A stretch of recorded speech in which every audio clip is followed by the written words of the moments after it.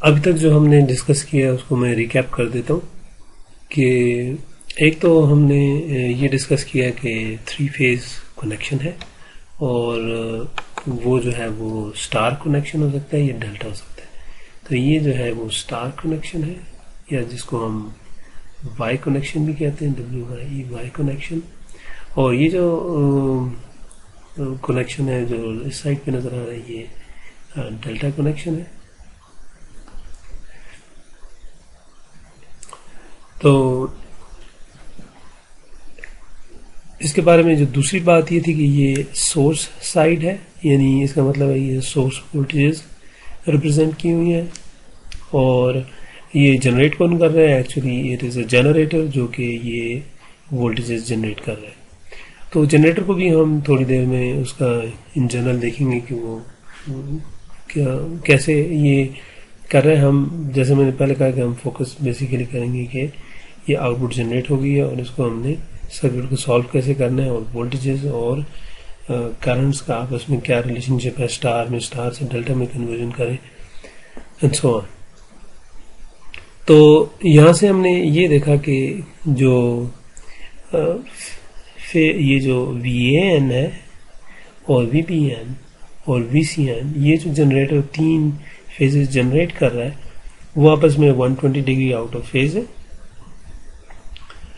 अगर एक गिवन हो आपको तो दूसरा और ये तीसरा मालूम कर सकते हैं आप। सो VA के बाद VB आ रहा है, VB के बाद VC आ रहा है। तो एक्चुअली रोटेशन जो है वो काउंटर क्लॉकवाइज है, जिसकी वजह से इस सीक्वेंस को हम ABC सीक्वेंस कहते हैं। अगर ये उल्टा घूमना शुरू कर दे, ऑब्वियसली इसका मतलब है कि जनरेटर की जो उसकी जो रोटेशन है वो क्लॉकवाइज हो जाए, यानी रिवर्स हो जाए। तो उस केस में A के बाद C आएगा और C के बाद फिर B आएगा, तो वो ACB सीक्वेंस हो जाएगा। तो ABC सीक्वेंस जो है वो एक्चुअली उसको हम पॉजिटिव सीक्वेंस भी कहते हैं। सो ABC is actually the positive sequence और ACB सीक्वेंस जो है वो एक्चुअली नेगेटिव सीक्वेंस है। एक्चुअली इसमें डायरेक्शन तब्दील हो गई है। तो ये दो चीजें होंगी कि एक तो फेज वोल्टेज, ये जो एक फेज वोल्टेज जो है वो उसका जो मैग्नीट्यूड है उन सब का यानी बैलेंस जो फेज वोल्टेज है उसका मतलब ये होगा कि इन तीनों के मैग्नीट्यूड बराबर हैं। तो ये 220 है, ये भी 220 होगा, ये भी 220 होना चाहिए। और ऑब्वियसली ये तो हमें मालूम है कि ये जो है आपस में 120 डिग्री आउट ऑफ फेज है। ये इसलिए out of 120 degree out of phase हैं कि ये जो 3 कॉइल्स पड़ी हैं, जो 3 जनरेटर की कॉइल्स हैं जो ये 3 वोल्टेजेस जनरेट कर रहे हैं बारी बारी, तो वो 120 डिग्री आपस में फिजिकली भी इसी पोजीशन पे पड़ी है। यहां पे हमने देखा कि 2 फेजेस के दरमियान अगर हम वोल्टेज देखें तो वो एक्चुअली ज्यादा है √3 टाइम्स जो किसी भी फेज के ऊपर जो वोल्टेज है। तो इसका मतलब है अगर ये 220 वोल्ट यानी 220 एंगल 0 है, सिर्फ मैग्नीट्यूड की बात करूं तो √3 से 220 को मल्टीप्लाई करने में तो ये √3 जैसे हमने देखा था कि 3 इज एक्चुअली 73% ज्यादा वैल्यू हमें मिलेगी। तो 220 का को 1 से √3 से मल्टीप्लाई करें, it would be may be 380 volts. Phasor जो अच्छा यहाँ से अगर आप इन चीज़ों को देख लें कि जो मैग्नीट्यूड है VAN फेजर का, VBN फेजर, VCN फेजर, तो तीनों का मैग्नीट्यूड सेम है। So it's a balanced phase. तो बैलेंस्ड है, सोर्स बैलेंस्ड है क्योंकि तीनों का मैग्नीट्यूड सेम है। ऑब्वियसली इनके फेजेस जो हैं वो डिफरेंट है।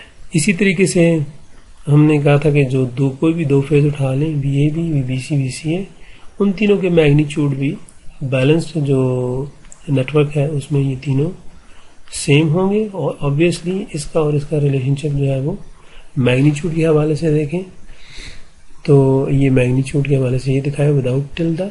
सो ये magnitude of VAB is equal to √3 times the magnitude. So this is, we can say that the line voltage is equal to √3 times the phase voltage. So VP peak भी कह सकते हैं, इसको V phase भी कह सकते हैं। So line voltage ज़्यादा होती है यानी दो फेजेस के दरमियान √3 टाइम्स। जो एंगल है वो आप देख लें कि उनके एंगल में जो डिफरेंस है, यानी अगर आपने लाइन वोल्टेज का और फेज वोल्टेज का एंगल देखना है तो इसका मतलब ये होगा कि आप लाइन, ये जो फेज वोल्टेज है इसमें अगर आप 30 डिग्री ऐड कर दें, वो जहाँ पे भी पड़े, फर्ज करें VAN, ये भी हो सकता है ना, फर्ज करें उसकी वैल्यू 220 वोल्ट्स है और वो 60 डिग्री पे है, तो इसका मतलब अगर आपने फेज मालूम करना है यानी VAB, तो वो उसका मैग्नीट्यूड हमें ये मालूम है कि ये 220, ये Y कनेक्शन की बात हम कर रहे हैं, 220 इंटू √3, और जो ये दूसरा टर्मिनल N है तो ये होगी फेज वोल्टेज। तो फेज वोल्टेज के एंगल में आप 30 डिग्री ऐड कर दें तो आपको लाइन वोल्टेज का एंगल मिल जाएगा। इसका मतलब है एंगल 60 जो इसका एंगल था फेज वोल्टेज है उसमें 30 डिग्री ऐड कर दूं तो मुझे लाइन वोल्टेज का एंगल मिल जाएगा, जो कि दो फेजेस के दरमियान ये रिजल्टेंट एंगल होगा। अब ये भी हो गया, और एक फेज मालूम है तो हम बाकी दो भी मालूम कर सकते हैं। फर्स्ट करें ये हम सीक्वेंस देखते हैं। ABC सीक्वेंस है 3 phase voltage source connected in a balanced Y and a line voltage VAB is 208 angle -30। कहते हैं कि हम लाइन वोल्टेजेस दी हुई हैं, यानी दो फेजेस के दरमियान जो वोल्टेज है VAB वो 208 एंगल -30 है। इससे मैं बाकी दो फेजेस भी मालूम कर सकता हूँ, क्योंकि ABC सीक्वेंस है तो VAB के बाद VBC VCA आएगा। बैलेंस्ड हो तो Y कनेक्शन है।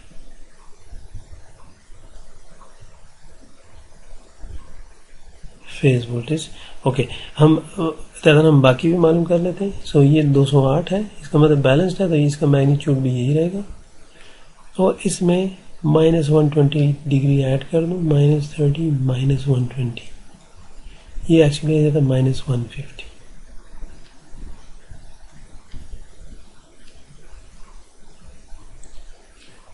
अब VCA जो है वो उसका भी मैग्नीट्यूड यही रहेगा, बैलेंस्ड है, और अब इसके एंगल में -120 कर दूं तो -120 भी कर सकता हूँ, +120 भी कर सकता हूँ, यानी इसके सॉरी इसमें 120 में नहीं ऐड कर सकता, ये पहले मैं इसको लिख दूँ, ये 150 है।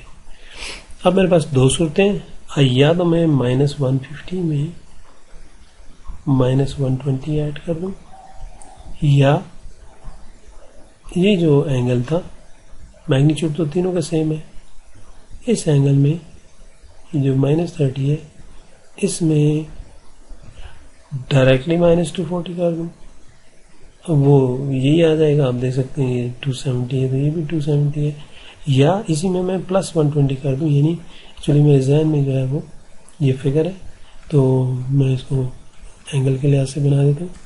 पहला एंगल -30 पे पड़ा है तो माइनस ये क्वाड्रेंट बना लें, -30 से, फिर इसमें दूसरा तकरीबन यहाँ पे होगा, और तीसरा 30 90 120 को ये पोजीशन बनती है इन तीनों फेजेस की जो ये बता रहे हैं।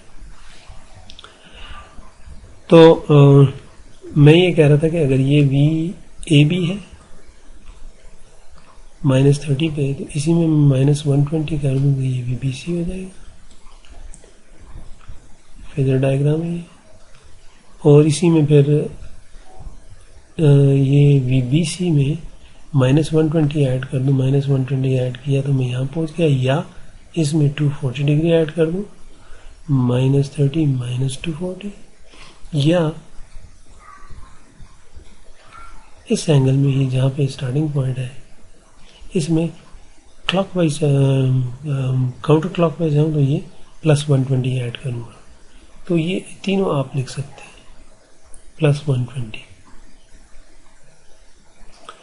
तो इस तरीके से ये एक ये लाइन वोल्टेज है। So these are actually the line voltages,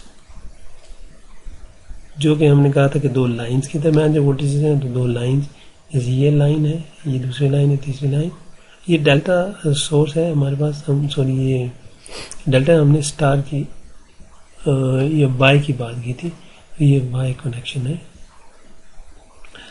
तो ये लाइन वोल्टेजेस हैं जो कि दो लाइंस के दरमियान या दो लाइन टू लाइन या दो फेजेस के दरमियान है, इसको हम लाइन वोल्टेज कहते हैं। एक्चुअली उसने हमसे ये पूछा है कि फेज वोल्टेजेस मालूम करें, तो ऑब्वियसली हम अब इस पे जाएंगे। रिलेशनशिप देखते हैं दोबारा, लाइन वोल्टेज जो कि VA भी है और उसका रिलेशनशिप फेज वोल्टेज के साथ क्या है। √3 से मल्टीप्लाई करें तब आएगा, ये उसका मैग्नीट्यूड हो गया। अब हमने VAN मालूम करना है, तो VAN का जो मैग्नीट्यूड है VAB डिवाइड बाय √3, इसका मतलब है कि 208, मैं यहाँ पर पहले मालूम कर लेता हूँ, 208 डिवाइड बाय 120। सो मैं ये कह सकता हूँ कि 208 divide by √3 is the magnitude, ये फेजर है। तो 120 ये 120 आता है, अप्रोक्सीमेटली 120। सो इसका मतलब है कि सबका जो मैग्नीट्यूड है चूँकि बैलेंस्ड है y, तो उनके जो phase, so these are phase voltages. Phase voltages are between a line and a neutral, ये a phase and a neutral. अब दूसरी बात जो रह गई है इसमें, वो इसका एंगल है। तो हमने ये बात की थी कि जो पहली फिगर हमने देखी थी जिसमें हमने AN यहाँ पे रखा था, BN यहाँ पे और CN यहाँ पे, तो हमने देखा था कि AN में 30 डिग्री ऐड कर दें तो VAB आता है। तो वो जो फॉर्मूला है वो ये है कि लाइन वोल्टेज के, ये लाइन वोल्टेज सॉरी ये फेज वोल्टेज है, फेज वोल्टेज में अगर 30 डिग्री ऐड कर दें तो हमें लाइन वोल्टेज का एंगल मिलता है। तो हमें कौन सा एंगल मालूम है? AB का एंगल मालूम है, -30 है। AB का एंगल क्या है? -30 is equal to angle of VAN +30। तो इसको उस तरफ ले जाए तो -30 हो जाएगा, तो एंगल ऑफ VAN जो है वो हो जाएगा -60 degree. So AN is located at -60. So obviously अगर ये 30 है तो उससे पीछे चले जाए 30 डिग्री मजीद, then here is उसका obviously AN का मैग्नीट्यूड कम है तो उसको थोड़ा सा छोटा बना दें, maybe a little bit smaller, तो यहाँ पे बना देते हैं। ये -60 पे पड़ा है, देखने -60 पे ऑब्वियसली, और इसमें 30 डिग्री ऐड कर दें, -60 + 30, तो वी गेट का एंगल, ये जो एंगल है -30 VAB का, जहाँ पे वो लाई कर रहे हैं वो मिल गया। सो -60 जो है वो 120 एंगल -60, एक फेज मालूम कर लिया। ऑब्वियसली अब इसमें मैं -120 ऐड करूँ तो जो है वो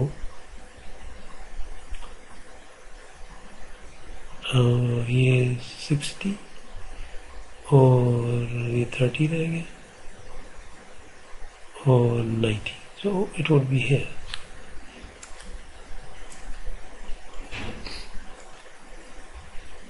ये यहाँ पे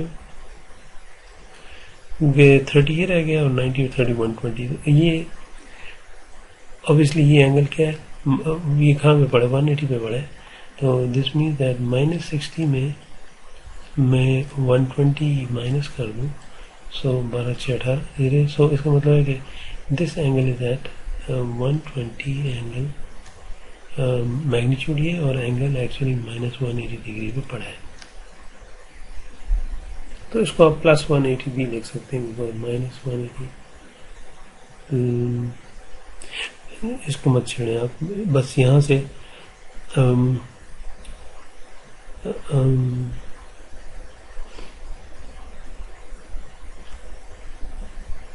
anyhow this is just subtracted। अब जो तीसरा फेज है वो 90 और फिर यहाँ पे 30 भी यहाँ से आगे चले गए, सो दिस इज VCN। तो इसमें अब दोबारा -120 डालें, तो 120 इसमें करूँ तो ये बन जाएगा 12, 6 दिन 12, 6 35 300, तो ये बन जाएगा -180। इसमें फिर मैं 120 डिग्री उधर जाऊँ, ये बन जाएगा 120 एंगल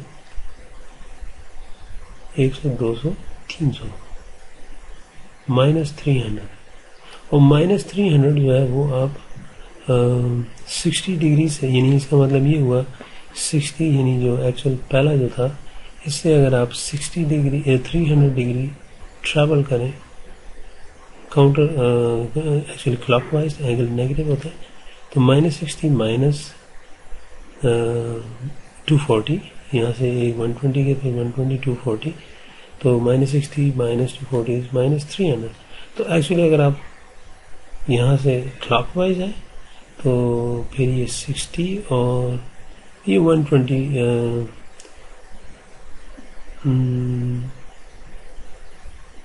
-60 में +120 भी ऐड करके यहाँ जा सकते हैं। -60 + 120 is actually +60, so then you can also write +60, 120, this is also equal to 120 angle +60, sorry -120 +120 करें तो ये हो गया +60 डिग्री। तो इस तरीके से आप जो लाइन वोल्टेजेस हैं और ये फेज वोल्टेज एक गिवन थी, बाकी तो मालूम कर ली, इसी तरीके से लाइन वोल्टेजेस फेज वोल्टेजेस से मालूम कर ली, क्योंकि हमें मालूम है कि उनके मैग्नीट्यूड्स में क्या रिलेशनशिप है और उनके एंगल्स में क्या रिलेशनशिप है। तो ऑब्वियसली ये रिलेशनशिप या तो आप याद रखना होगा या आपके जहन में वो इनिशियल फेजर डायग्राम होनी चाहिए जिससे हमने ये फार्मूले अखज़ किए थे। अब हमें ये क्वेश्चन एक दिया हुआ है, अब ये एग्जांपल 11.2 है, ये 3 फेज वाई कनेक्टेड लोड है। वाई का कैसे पता चलता है कि वाई कनेक्शन है, तो उसके जो हर जनरेटर का एक एक जो कॉइल का एक एक टर्मिनल है वो आपस में कनेक्टेड होता है, वो ग्राउंड होता है या न्यूट्रल से कनेक्टेड होता है, तो वो हमें नजर आ रहा है, एक टर्मिनल इसका एक इसका, फिर इन दोनों को मिला ये तीसरा, ये सारे न्यूट्रल से कनेक्टेड है। और दूसरी तरफ से वो किससे कनेक्टेड होता है, लोड से। जो एक और जो चीज़ है वो ये है कि इन तीनों जो करंट्स हैं या तीनों वोल्टेजेस जो हैं, चूंकि जब आप इन तीनों को यहाँ पे ऐड कर दें इन न्यूट्रल, तो ये भी एंटर हो रहा है, ये भी एंटर हो रहा है, ये भी एंटर हो रहा है, तो लिविंग वुड बी IN। तो IN is actually the sum of these three currents, IA plus IB phasor plus IC phasor. तो इसका मतलब ये होगा वो जो तीन हमने एक्चुअली जो 3 फेज जो वोल्टेजेस बनाई थी, ये तो अगर करंट्स भी इसी तरीके से आपस में आउट ऑफ फेज होंगे, तो इन करंट्स को आप किसी भी टाइम पे सम करें, so they will end up to 0। So ये वोल्टेजेस हैं, तो अगर ये करंट भी हो तो even then there sum is 0, vector sum is 0। कैसे? एक तो शायद ये तरीका है आप यहाँ से VCN और VN को ऐड करें, तो first you have to draw the parallelogram और फिर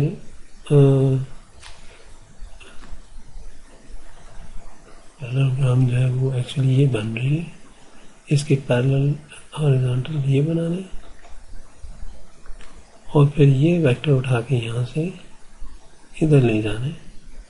तो this vector head to tail rule के मुताबिक इसका सम ये बनता है। तो मैं कलर चेंज कर देता हूँ, यानी VCN और VAN का जो वेक्टर सम है वो ये है, और ये इन दोनों का सम है। तो इसको और इसको ऐड करें तो they are exactly 180 degree out of phase, तो this would cancel actually this one and result is 0। एक तो तरीका ये है। दूसरा तरीका ये है कि इस वेक्टर को मैं उठा के यहाँ पे ले आता।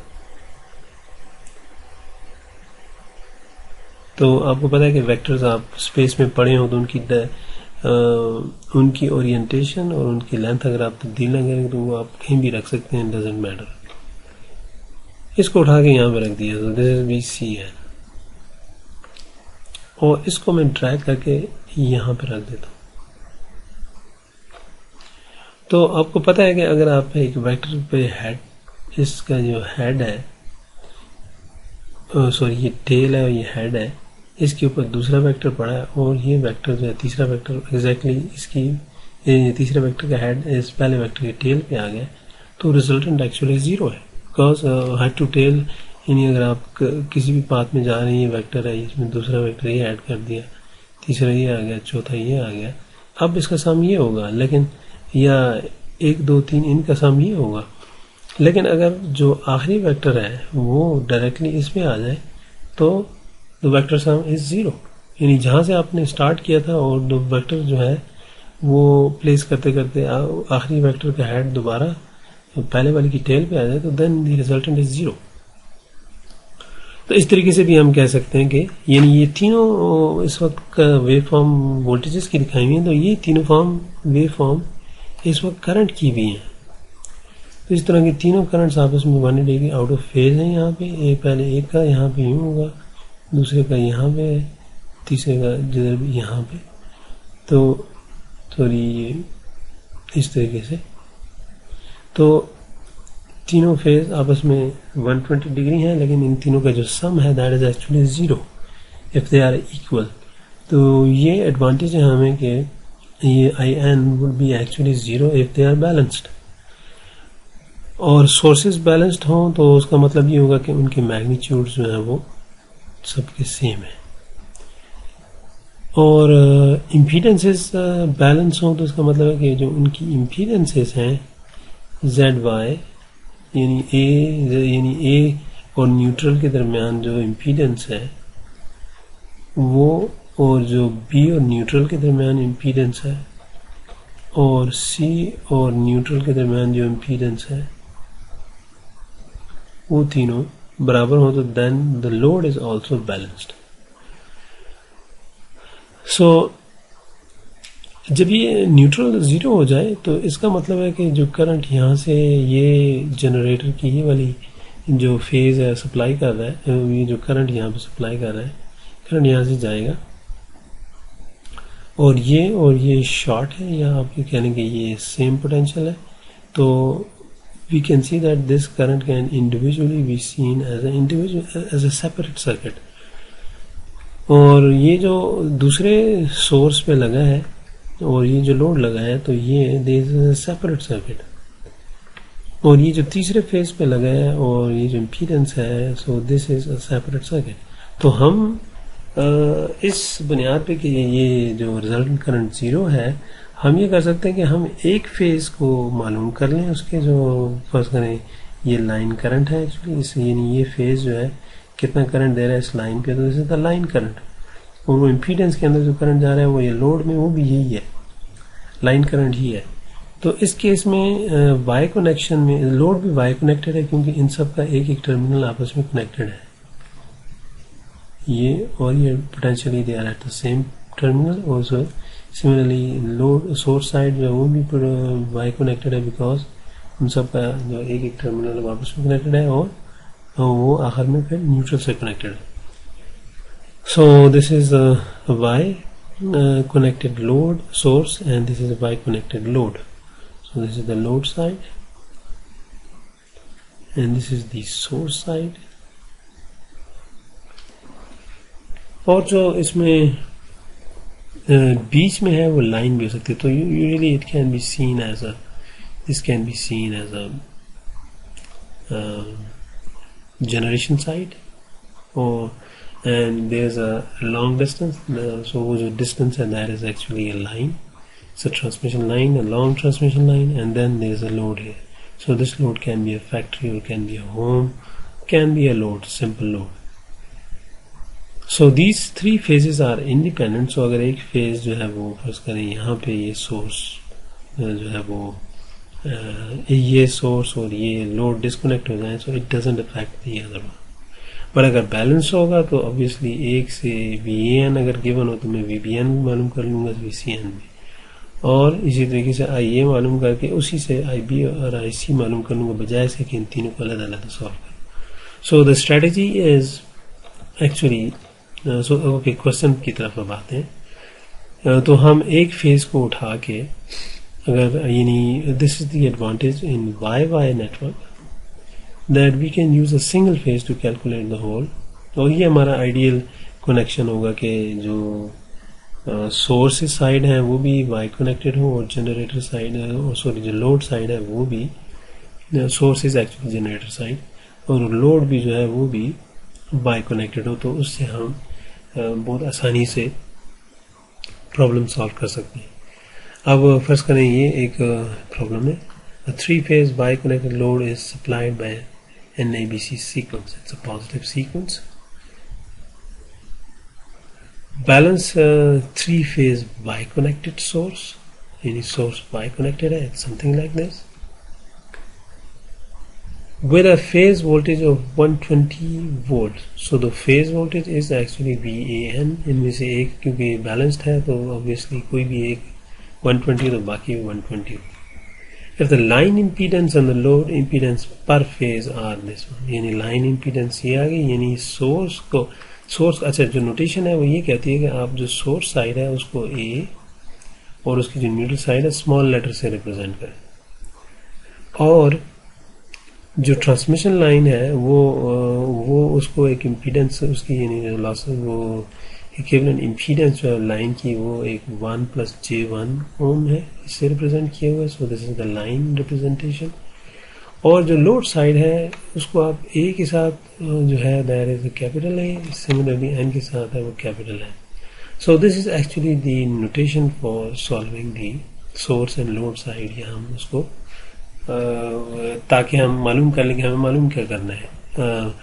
तो ये बता दिया उसने कि जो लाइन इम्पीडेंस यानी आपको इस स्टेटमेंट से ये फिगर बनानी होगी, तो उसके लिए ऑब्वियसली आपने यू बना लें और एक तरफ आप यू लोड लगा लें, और ये आप इसको A और N एक फेज दिखा दें, और ये स्मॉल n रखेंगे,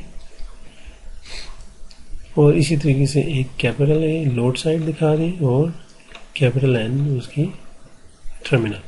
तो इसके बीच में जो है there is an impedance which is the line impedance. So this is the line and this is the load, और then you connect these two. तो ये इस तरीके से आपने फिगर बनानी है, और इसने ये बता दिया कि लाइन इम्पीडेंस भी दी हुई है और लोड इम्पीडेंस भी दी हुई है. वो ये दिखाइए 1+J1 और 20+J1. आप डायरेक्टली यहाँ पे यूँ भी लिख सकते हैं ZL इज टू 20+J10. इसी तरीके line Z line is equal to 1+J1, whichever you find convenient आप वो बना दें. अब वो कह रहा है we wish to find the value of the line currents and the load voltages. Line current जब उसने कहा है तो वो इस लाइन के ऊपर जो करंट जा रहा है, जो एक्चुअली ये वाला करंट है, चूंकि सीरीज सर्किट है तो हम इसको इसकी नोटेशन लिखने का तरीका स्मॉल ए और कैपिटल ए के दरमियान जो करंट है that is line current, and that is also I capital A and capital N. So यानी जो लाइन के अंदर जो करंट जा रहा है that is also flowing through the load. So they both are same. तो कहते हैं हम लाइन करंट मालूम करना चाहते हैं, इसका मतलब है कि एक तो आई ए और कैपिटल ए मालूम करना है, और फिर लोड वोल्टेज मालूम करनी है जो कि इस यानी इस पॉइंट और इसके पॉइंट के दरमियान जो वोल्टेज है दिस इज VAN फेजर. और जो सोर्स गिवन है that is V small A N phasor. तो ये हमें तो एक गिवन है वी ए एन 120 वोल्ट है, और इसका मतलब है कि ये एंगल 0 पे है। तो ऑब्वियसली फेजर अगर आप बनाएंगे तो ये वी ए एन यहाँ पे, ये एग्जैक्टली इसकी अलाइनमेंट जो हमारी जो हमने पहली फेजर डायग्राम देखी थी उसके साथ है। दूसरी ऑब्वियसली 120 पे और तीसरी ऑब्वियसली -240 या +120 पे। तो 120 उसका एम्पलीट्यूड था, एंगल 0 लिखते हैं, वी बी एन लिखे, दूसरा 120 एंगल -20 लिख दें, और वी सी एन एंगल 120 -240 भी लिख सकते हैं और +120 भी लिख सकते हैं। So whichever you see convenient वो लिख लें। तो यानी एक लाइन एक फेज वोल्टेज से हमने दूसरी फेज वोल्टेजेस जो है वो मालूम कर ले। सो पहला स्टेप ये है कि तीनों फेज वोल्टेजेस मालूम कर ले। सॉल्व हम एक ही फेज करेंगे, लेकिन एक फेज वोल्टेज से बाकी फेज वोल्टेजेस भी मालूम कर ले। अब उसने पहले पूछा लाइन करंट मालूम करें और लोड वोल्टेज, तो अब मैं देखता हूँ मैं क्या मालूम कर सकता हूँ। It's a simple impedance circuit. तो सोर्स गिवन है 120 है, दिस इज 120, और इम्पीडेंस है तो करंट मालूम करना आसान है। आई ए इज इक्वल टू, इन इस इम्पीडेंस और इस इम्पीडेंस को ऐड करें। इन जनरल में लिखूंगा जी V A N phasor divide by Z line plus Z load, यानी इन दोनों impedance, total impedance voltage by total impedance is actually current. तो दैट इज सिंपल 120, और ये रियल पार्ट को रियल के साथ ऐड कर दो तो ये 21 हो जाएगा प्लस, और J1 है, J10 है, J11 हो जाएगा। So that is exactly the same circuit. So इनको डिवाइड करेंगे, you will get the current IAA। So this is actually IAA is same as IA। तो अब उसने एक लाइन करंट का पूछा तो मैंने एक लाइन करंट बता दिया। अब मैं दूसरे जो है वो मेरे लिए मालूम करना आसान है। IB होगा दूसरा, और एक ICC होगा। यानी जो मैंने ये मालूम किया है इसमें मैं क्योंकि बैलेंस्ड है तो इसलिए 506, और इसमें -27 में -120 कर दें तो दिस इज 147.65 -147.65 एक ये आ जाएगा हमारे पास, और जो दूसरा है उसका एम्पलीट्यूड भी यही रहेगा क्योंकि ये बैलेंस्ड है। और अब इसमें मैं -120 कर दूं, या जो इनिशियल एंगल है -27 इसमें +120 कर दूं। So it's up to you. +120 मेरे लिए कन्वीनियंट है, मैं देख सकता हूँ कि अगर +120 करूँ तो ये 100 -7.65 बन जाएगा।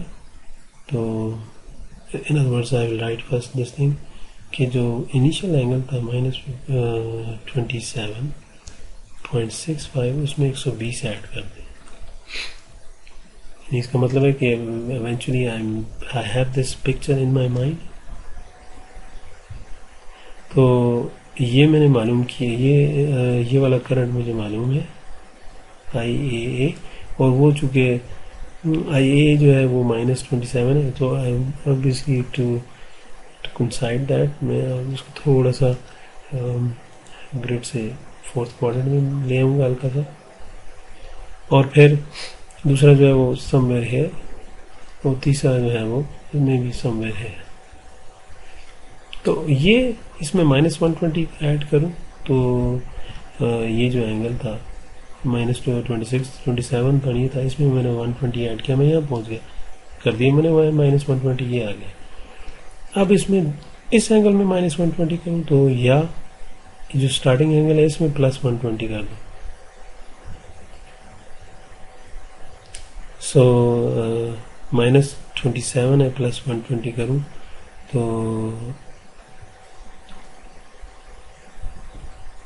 Cancel, -27 sorry 120 -27.65 92.35. So this ICC is 92.35.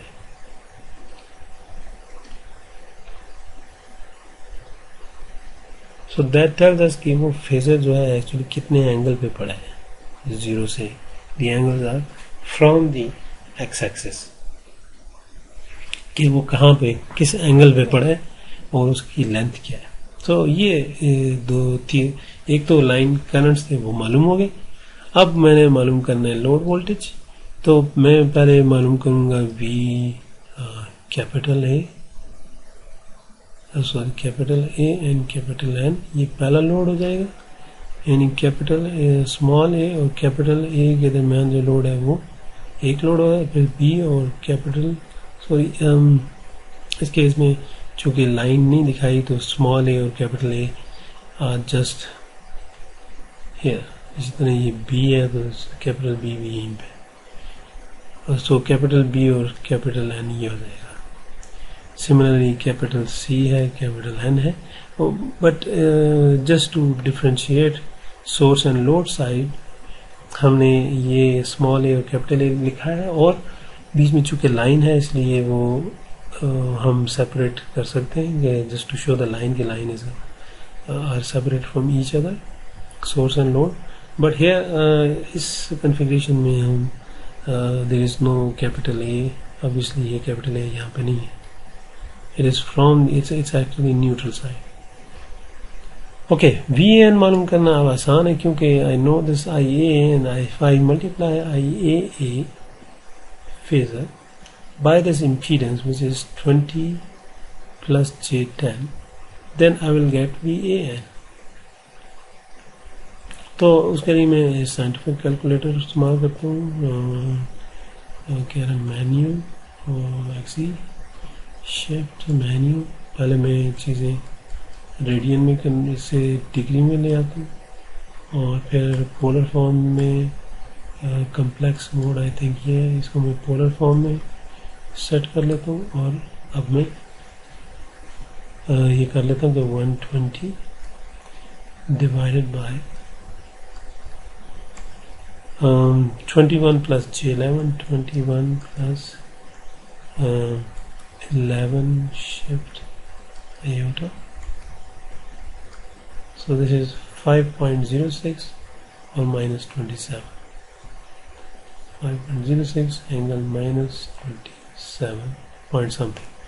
तो इस तरीके से एक लोड वोल्टेज मालूम होगी. दूसरी मालूम करने के लिए इस एंगल में माइनस 120 करूँगा, वो VBN हो जाएगा. तो उसका मैग्नीट्यूड यही रहेगा और उसका एंगल माइनस ये 27 है तो 120 करूँगा तो माइनस 147 पॉइंट समथिंग हो जाएगा. और फिर उसमें माइनस, इसमें दोबारा माइनस 120 करूँ, या जो स्टार्टिंग एंगल था जो ये वाला इसमें प्लस 120 कर दूँ, तो then I will find the third load voltage. So this is this problem is quite handy in the sense के जो है वो हम फेजर डायग्राम के जरिए उसको ध्यान में रखते हुए, ऑब्वियसली इसमें जो क्रूशियल पॉइंट है वो ये है कि जो जिससे ये जो फिगर जिससे हमने फेजर डायग्राम दिखाई है या एक्सप्लेन की है शुरू में, वो आपके जहन में कम से कम होनी चाहिए. वरना you need to know these formulas. A का जो एंगल आपने मालूम कर लिया उसमें माइनस 120 करें तो वो आपको बी का एंगल मालूम होगा, और अगर ए के एंगल में प्लस 120 करें तो वो एंगल ऑफ सी मालूम होगा. और जो दूसरा हम कह रहे थे वो ये था कि ए के एंगल में ए के एंगल में अगर आप माइनस 240 भी कर दें तब भी आपको सी का एंगल मिलेगा. सॉरी, ये एंगल की बात करें, फेजर की बात नहीं कर रहे. ओके, सो